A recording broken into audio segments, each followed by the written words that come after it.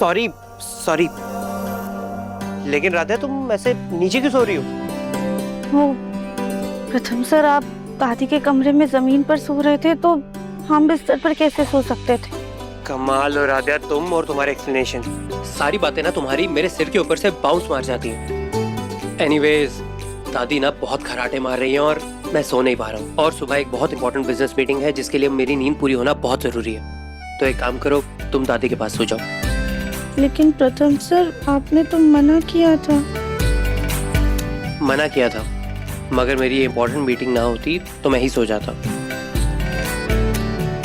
अच्छा, बस इतनी सी बात है कि दादी का अच्छे से ध्यान रखना और लापरवाही मत करना कोई। हाँ प्रथम सर, आप बिल्कुल भी चिंता मत कीजिए, हम दादी के कमरे में जाके सो जाते हैं। जाओ। अब राधे, एक सेकेंड।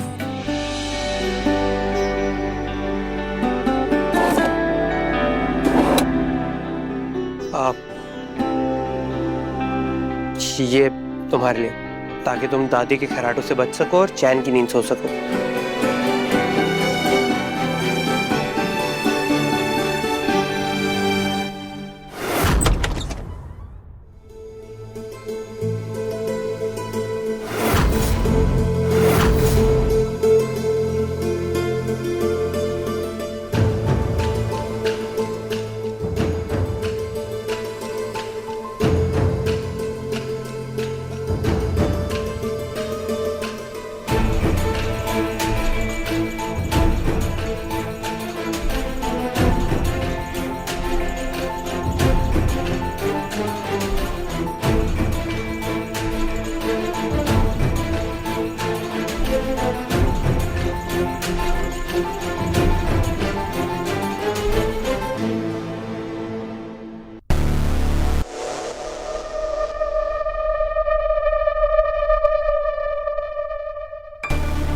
प्यास लग रही है भाई।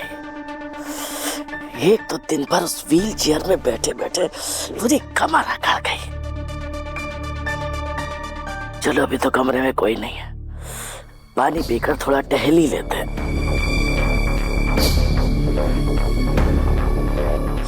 अरे कमर अकड़।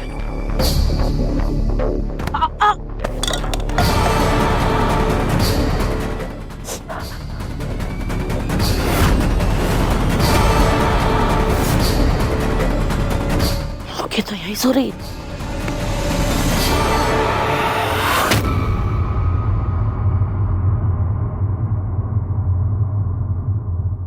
ये आवाज कैसी?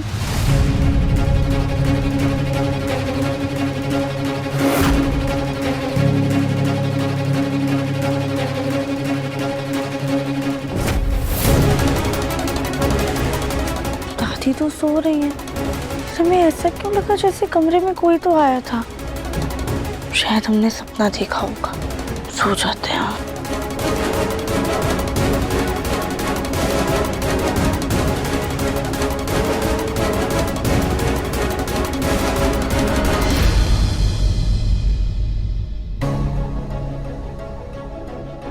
हमने ये जो नाटक किया है इसलिए तो नहीं किया कि ये महारानी मजे से जीवन यापन करे।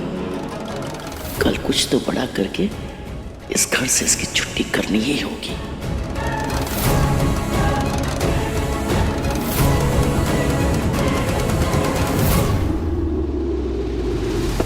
कौन कौन कौन है? हम हैं दुखियारी, जिसकी सेवा तेरी जैसी कुंभकर्ण कर रही है। चिल्लाते चिल्लाते गला फटने लगा। अरे दादी, वो हमें आपकी आवाज सुनाई नहीं दी। इतना ठूस करके घोड़े बेच के सोती तो कहाँ से सुनाई देगी? पर दादी, आप इतनी सुबह सुबह क्यों उठ गई? तो क्या तेरी तरह चढ़ते सूरज बिस्तर तोड़ते रहे? अरे हम ब्रह्म मुहूर्त में उठते हैं, फिर स्नान करते हैं, पूजा पाठ ध्यान करते हैं। चल अब हमारी मदद कर।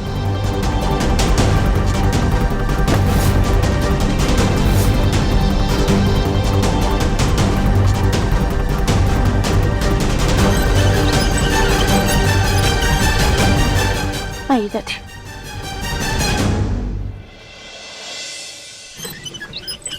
अरे राधिया, जी दादी। जाओ जरा हमारे पाठ की किताब लेके आओ। जी।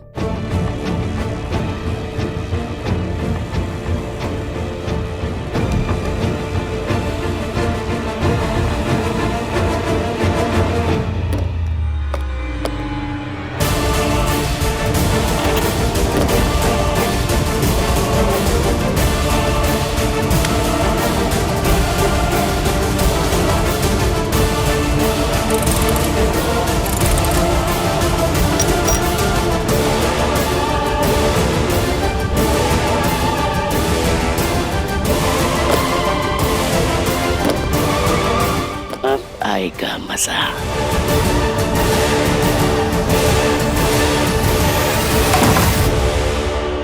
दादी, हम आपकी किताब ले आए, चलिए।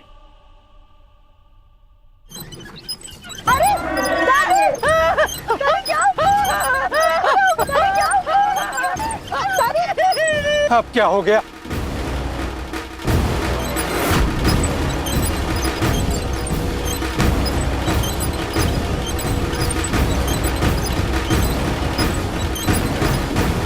दादी।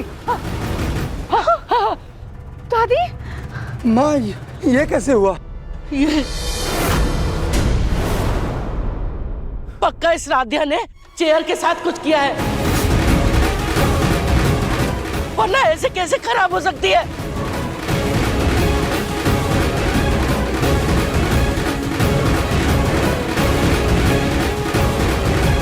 नहीं नहीं दादी, हमने कुछ नहीं किया है। चुप! तुमने तो ना हमें ऊपर पहुंचाने की ठान ली है। ओमकार, हम तो कह रहे हैं इसको घर से निकाल दो, वरना कहीं ऐसा ना हो किसी दिन तुम अपनी माँ का मरा हुआ मुंह देखो।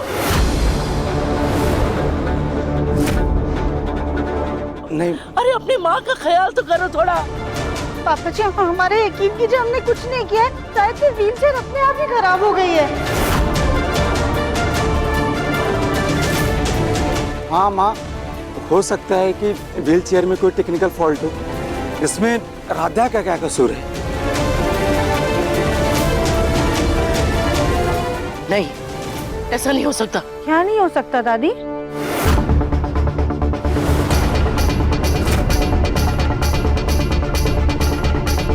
रात के ऊपर ही शक जाए, इसके लिए हमें व्हील चेयर को इसके ही हवाले करना होगा। राधिया, तुम एक काम करो, हमें ना सोफे पे बिठा दो और इस व्हील चेयर को ले जाके आंगन में रख दो, अच्छी तरीके से साफ करके। जी दादी।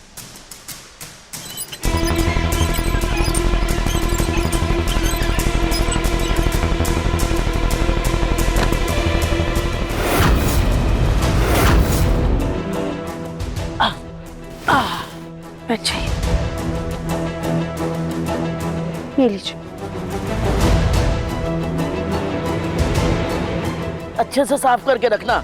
जी दादी।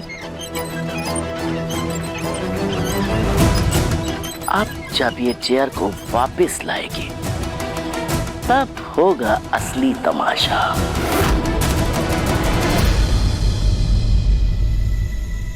इससे व्हीलचेयर अच्छे से साफ हो जाएगी।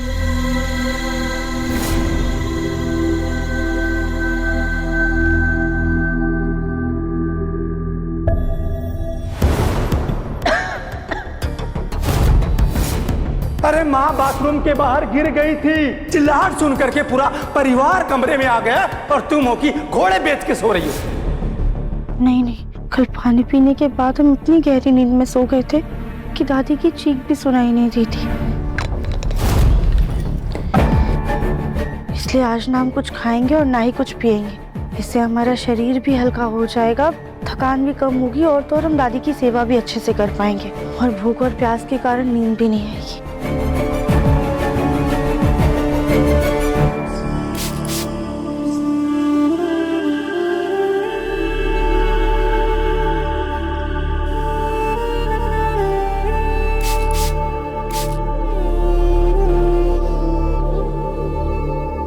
राध्या, जी माँ। ये व्हीलचेयर साफ करने के बाद ना माँ जी को भीगे हुए बादाम और अखरोट दे देना। पूजा के बाद वो सबसे पहले ड्राई फ्रूट्स ही खाती हैं, ठीक है? ठीक है माँ। हम नहा कर आते हैं तब तक।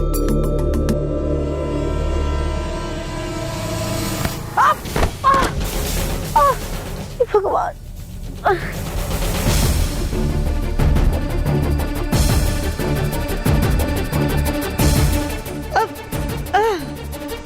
हे भगवान, दादी की तो दवाई का समय हो गया है और हमारे पैर में इतना तेज दर्द हो रहा है।